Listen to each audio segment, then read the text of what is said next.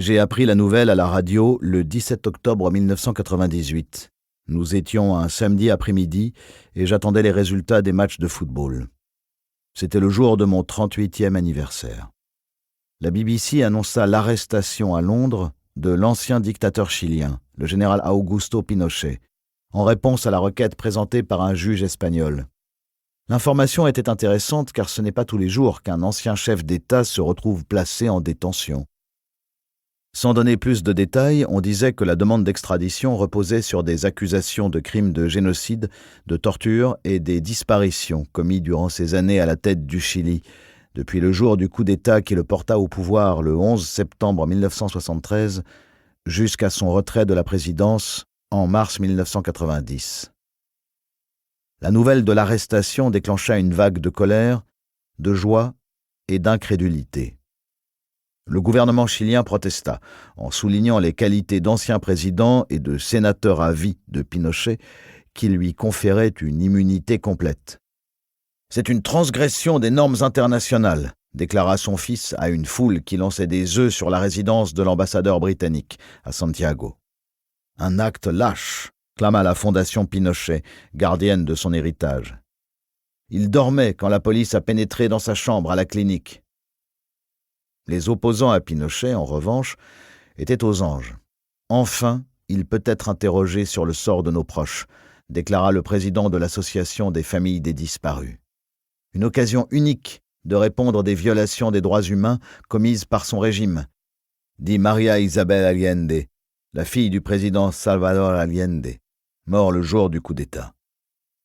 C'est un séisme, écrivit Roberto Bolaño, romancier chilien installé près de Barcelone. Les choses ne seront plus jamais comme avant. Pour le gouvernement britannique, l'affaire relevait bien des tribunaux. Un ministre, Peter Mandelson, déclara que l'idée qu'un dictateur brutal puisse revendiquer l'immunité diplomatique apparaîtrait plutôt révoltante pour la plupart des gens. L'ancienne première ministre Margaret Thatcher annonça que l'arrestation, menée au milieu de la nuit sur un Pinochet sous sédation, était honteuse, illégale et inhumaine. Elle mettait en danger tous les anciens dirigeants et risquait de peser sur la liberté d'un dirigeant de prendre des décisions dont il pourrait avoir à répondre devant un tribunal étranger. Ceux qui exercent un pouvoir absolu seraient encore moins enclins à y renoncer, de peur de finir leur jour dans une prison espagnole. Elle reçut le soutien de l'ancien ministre conservateur Norman Lamont, qui considérait Pinochet comme un bon, courageux et honorable soldat. J'étais adolescent au moment du coup d'État et je ne savais pas grand-chose sur Pinochet.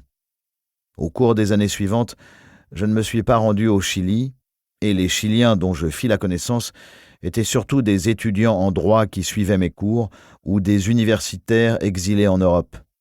Cependant, je lisais des livres et voyais des films consacrés à cette période.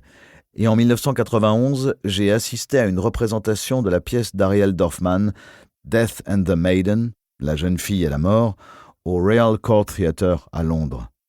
Je n'ai jamais oublié l'interprétation par Juliet Stevenson du rôle d'une femme qui explique à son mari qu'elle a reconnu son bourreau. « Est-ce que tu n'étais pas malade et les yeux bandés ?» dit le mari. « Je peux être malade et reconnaître une voix. Mais un vague souvenir de la voix de quelqu'un ne prouve rien. C'est sa voix. Je l'ai reconnue dès qu'il est entré ici hier soir. Sa façon de rire. Certaines de ses phrases. C'est à cette époque que j'ai rencontré un professeur de droit chilien, Francisco Orrego Vicuña, avec qui j'ai travaillé plus tard sur des questions environnementales.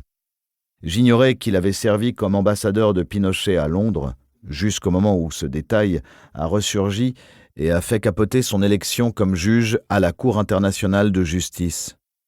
On peut dire qu'il était en bonne compagnie. C'est parce qu'il avait exprimé son admiration pour Pinochet, dit-on, que l'écrivain argentin Jorge Luis Borges a perdu toute chance de décrocher le prix Nobel de littérature. Pour continuer à écouter ce livre audio gratuitement, cliquez sur le lien dans la description et vous pourrez l'écouter en entier sans frais grâce à l'essai de 30 jours d'Audible.